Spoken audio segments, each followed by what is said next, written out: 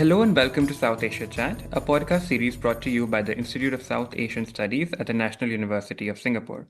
My name is Said. I'm a research analyst here, and I will be your host for today's episode on the developments that emerged from COP30 last month. Held in Brazil, in the heart of the Amazon, COP30 is being seen as a defining moment for global climate governance, coming at a time of intensifying climate impacts, geopolitical fragmentation, and growing pressure on multilateral institutions. Expectations from this COP were high. And there is a lot to unpack from the events this year as negotiators balance governments with varying levels of climate ambitions and deliver progress at a time when effectiveness of multilateralism is being increasingly questioned. So, in the face of such challenges and expectations, the Brazilian presidency has delivered some progress. A new adaptation finance goal was agreed. The BELEM mechanism for just transition was launched. There was a renewal in dialogues around trade policy and climate policy. And we saw countries reaffirm to the commitments they made in the Paris Agreement. And another important thing that came across from the Brazil presidency was how it came about as an instrument to include voices from indigenous communities and countries from the global south, which are critical in charting a future for global climate action.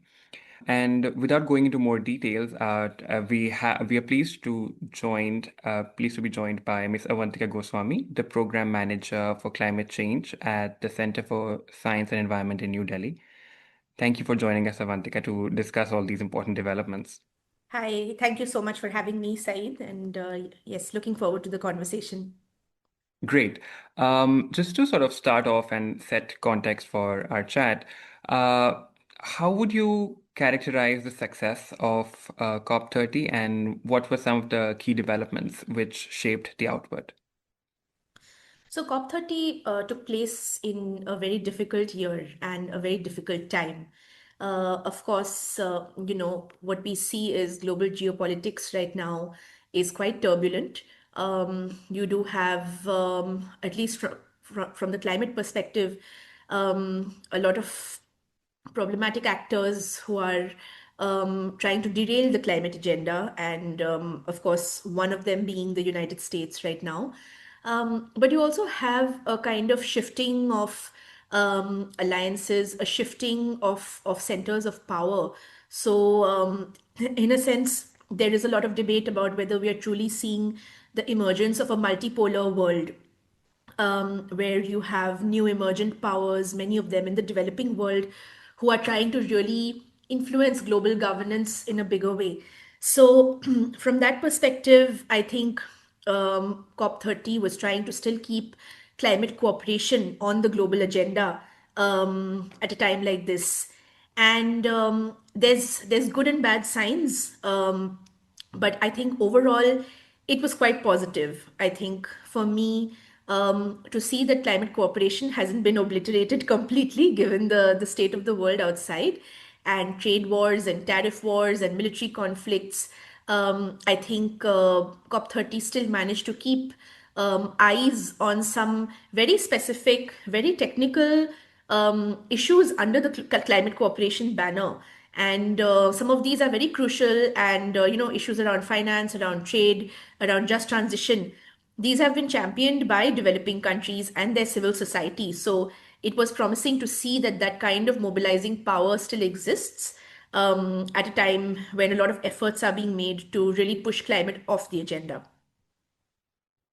I'm really interested in hearing about the multipolarity, how that's filtering into the climate agenda. But before that, I do want to come to how you framed it. Actors were derailing the agenda, and one of them are fossil fuel producing countries and companies, and their influence on COP as a whole.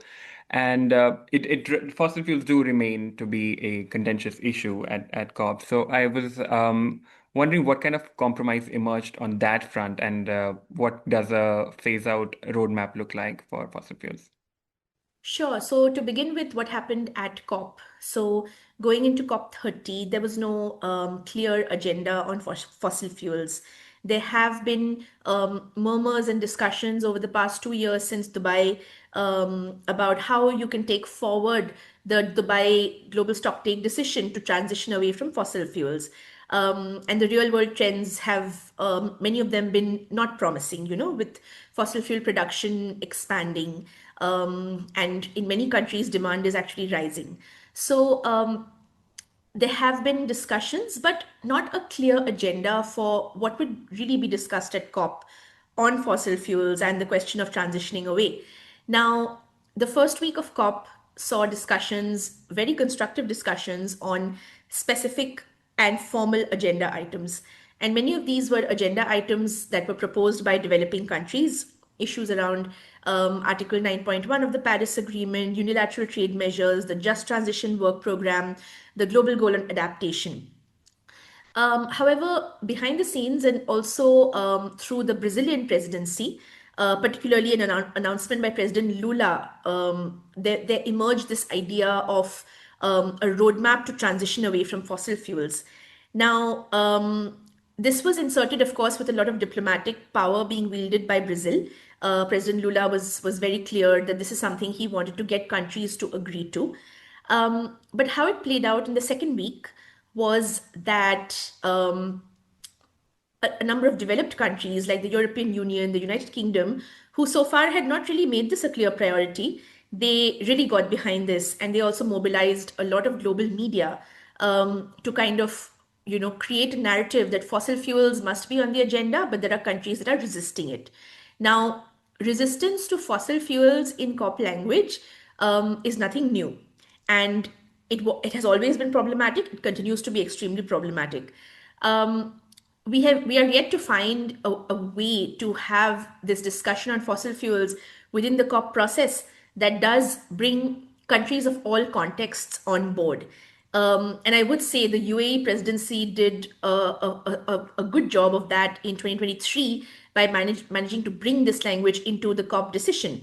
But year after year, if we are to have negotiated language and agreement on fossil fuels, there has to be formal discussions and contributions from all countries, understanding of different contexts.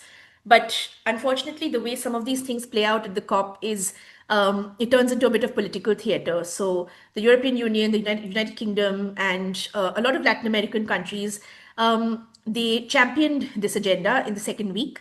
Countries of the G77 and China bloc, which is the developing country, largest developing country bloc, they were on different points on a spectrum of views on this issue. And that is to be expected. When you say that the European Union, the UK, a few Latin American countries, I think there was some listing of some 80 countries who are, expressing support for the roadmap. When you talk about that, it's not the global majority.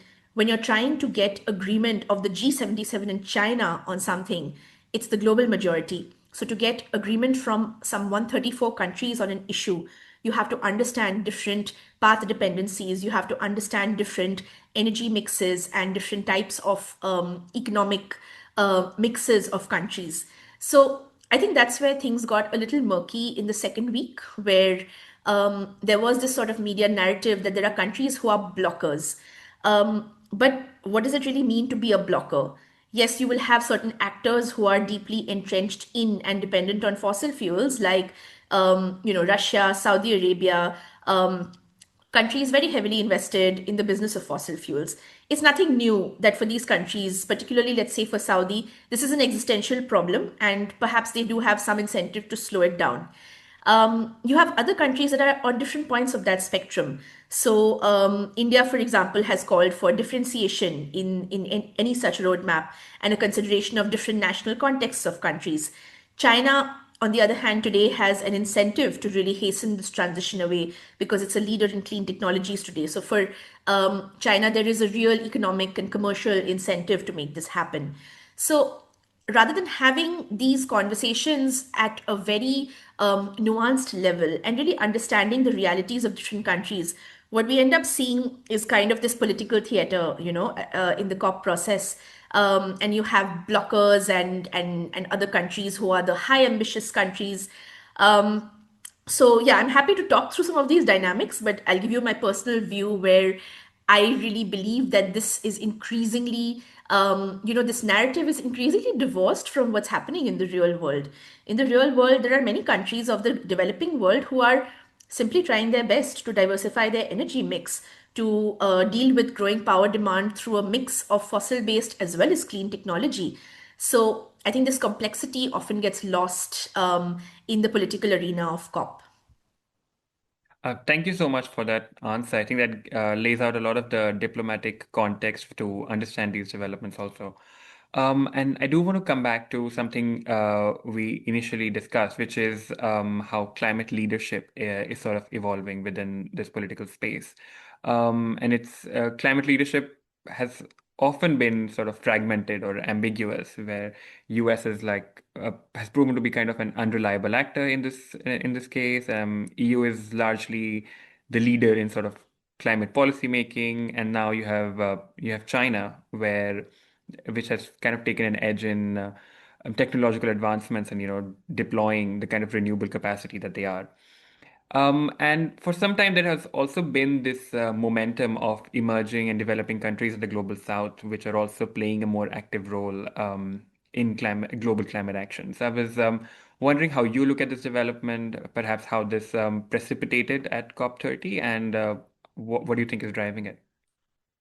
I think it's a very good question, and it's something that I have been deeply interested in over the past year to really understand what is the changing face of climate leadership, not just politically in terms of signals, but also materially and in terms of countries who are actually making the real investments and the changes and policy efforts to actually make the transition happen. So the European Union, so the US, for example, it's never been a good faith actor in the COP process. And it's not just us saying this as a Global South organization. You'll hear wide agreement on it. The US's high per capita energy use, emissions, it's absolutely massive investment and expansion of oil and gas over the past decade or so have really made it perhaps a very regressive country on climate action. The European Union is certainly different. First of all, the European Union has taken on certain ambitious climate policies relative to others and has I would say partly maybe given themselves this title of climate champions, but others also acknowledge that there's efforts being done. But the EU is still a group of countries with extremely high per capita emissions. The European Union, if there's a kind of this concern about the use of coal in other parts of the world, the EU remains a massive consumer of oil and gas, particularly imports of LNG ever since the Russian aggression a couple of years ago. And we are simply not seeing countries of the EU transition away and fully decarbonize their economies in line with their fair share as much as they should be doing, given that Europe is among the top five historical emitters of greenhouse gas emissions. So I think the EU's position, yes, they are better than others, but one has to really examine whether they're doing the transition fast enough themselves. Now, however, in the COP process this year, the European Union came under the spotlight completely because in the past, the US has always been there to be the big bad wolf, the guy you can blame for stopping everything, for blocking everything. The US, we heard that there were negotiators around who were kind of with non governmental delegations or groups from the US, but the official delegation was not participating in the process. So somehow all eyes fell on the European Union as a big representative of the developed world. And we saw a lot of diplomatically defensive actions on the part of the EU to try to fend off some of this massive responsibility that's now seeming to be on them to carry climate finance, to carry emission reductions, now that the US wasn't there to kind of be the bad guy. So it was definitely messy, I think, for the European Union. But at the same time, outside, I don't know if this is necessarily showing up in the COP process that much. You have a changing face of countries of the emerging and developing world. So today, you have 51% of global solar power that's generated by countries of the BRICS grouping. You have massive and very detailed green industrial policies being undertaken by Brazil, by India, by even obviously China being the possible, the massive, the biggest source of green industrial policy and subsequent success thereof. Um, you are seeing countries of the developing world adding large amounts of renewable energy. India today ranks third or fourth highest in the world in terms of renewable power capacity. So I think it's completely misguided to say that, and this is what some commentators often say in the COP process, that the Europeans are the most ambitious and they are supported by, I don't know, the maybe at times other smaller developing countries, but you have all of these big blockers among large developing countries. That's not true. It's not representative of the realities on the ground. So I think increasingly we are going to see a lot of these countries of the developing world.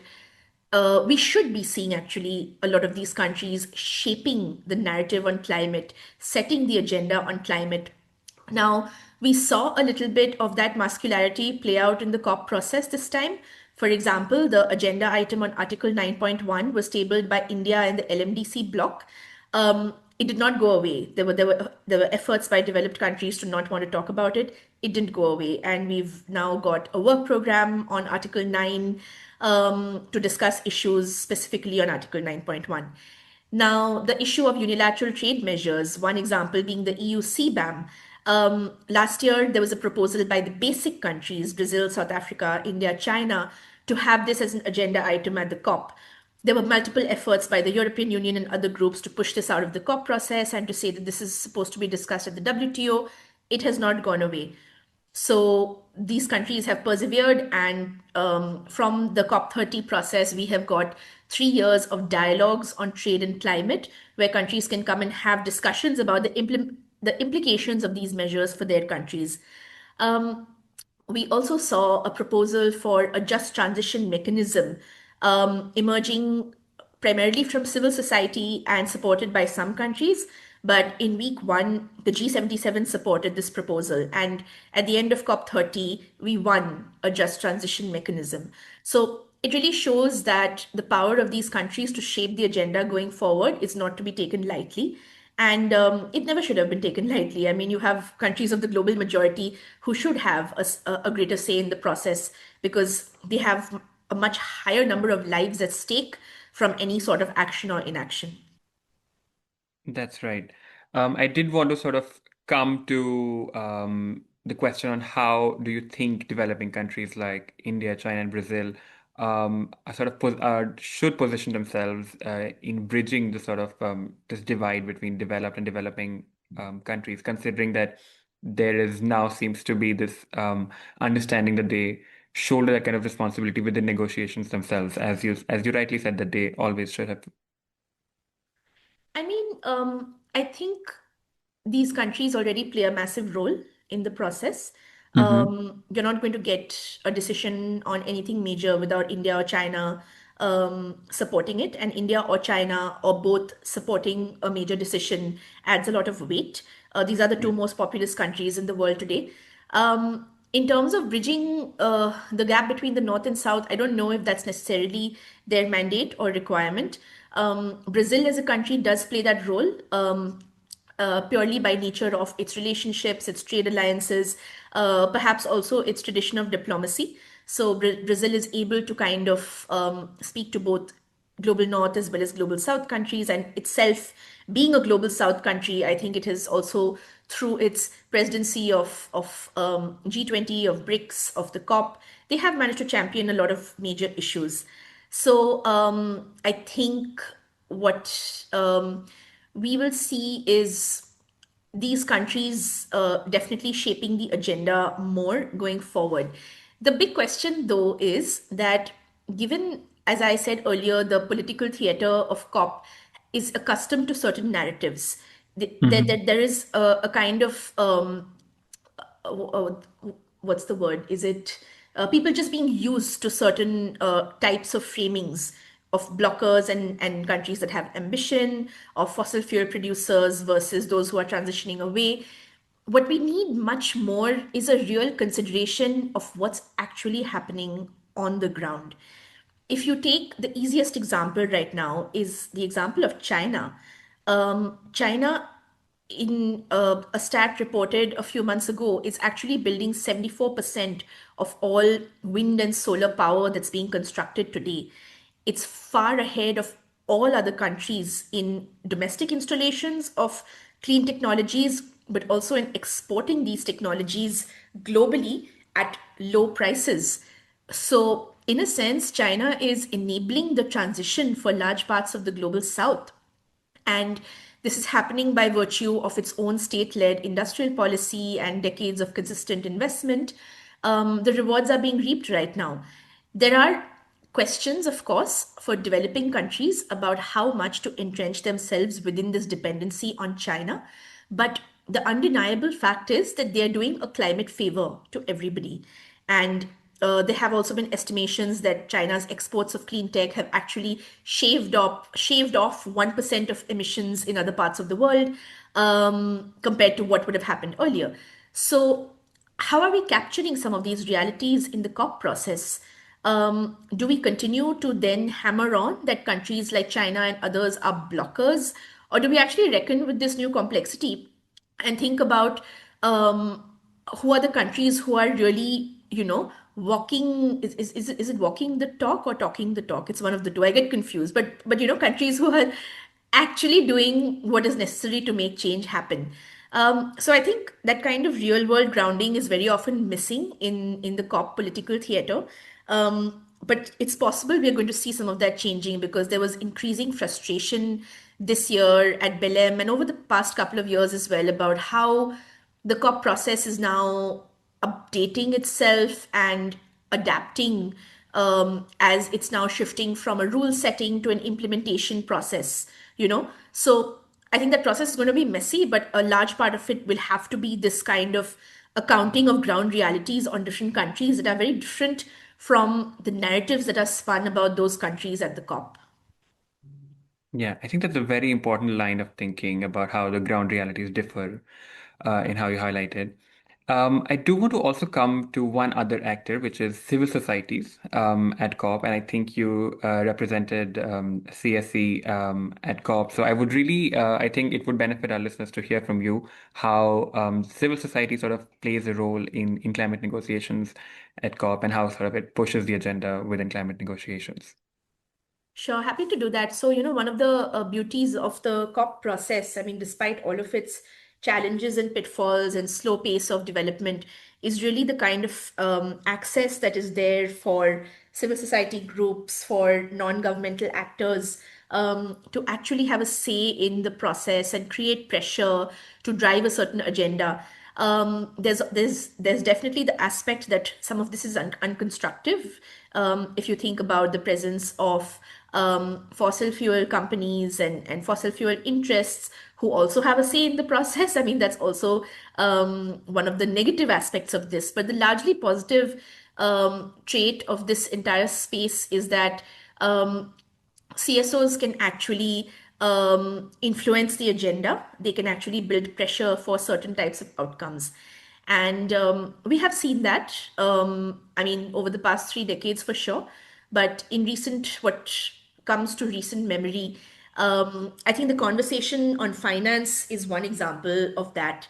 So, um, today, if there is any constructive discussion on climate finance and the role of non debt creating finance and the need for more grant based and concessional finance, as well as linkages to the need to reform the global financial architecture in order to make climate finance work, a lot of that has been down to the work of climate justice groups, of debt justice, economic justice groups, um, working tirelessly month after month to kind of amplify these issues, put out analysis that is informing these discussions. So I think that's certainly extremely positive. This year in particular, um, civil society had really championed the establishment of a just transition mechanism, and in terms of the involvement of civil society, of the types of civil society groups in this process, it was not just climate think tanks.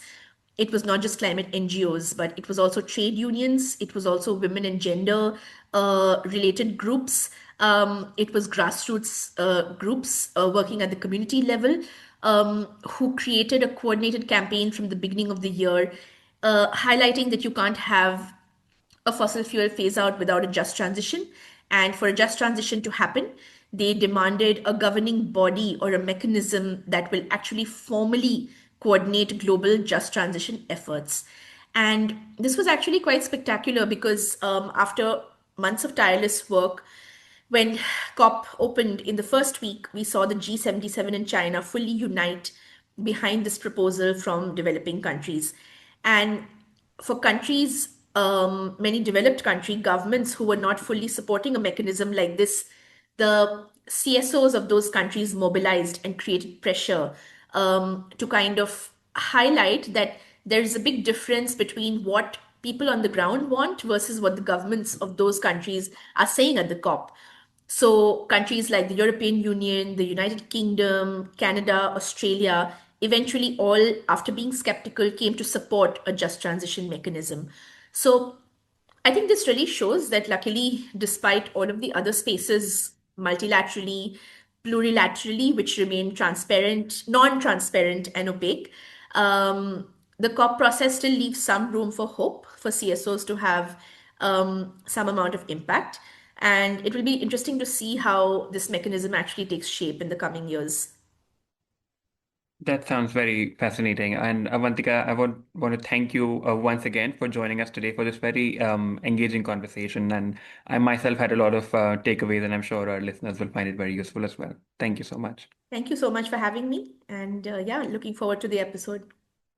You were listening to South Asia Chat. You can learn more about our work by visiting us at our website. You can also get updates on our research and publications through social media. You can find us on Twitter, LinkedIn, Facebook, and Instagram.